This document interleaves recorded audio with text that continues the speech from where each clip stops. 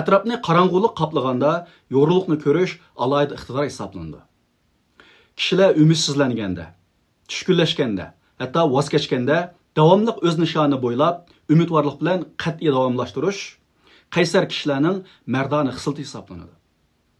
Kishilar boshqalarning aybini ko'chilab, nuqsonlarini ko'ptirib, yomon taraflarini bozorga solganda, ularning yaxshi taraflarini inkor qilib, afzalliklarini yo'q chiqarganda, töhbə və nəticələrini bütünlay unutuşqa başlaganda, başqalarının yaxşı tərəfini, adimi tərəflərini və ularning ortiqçuluq və nəticələrini e'tirof qilish, ularga adimi muomala qilish adolatlik və haqqoniyatlik kishilarning xislati hisoblanadi.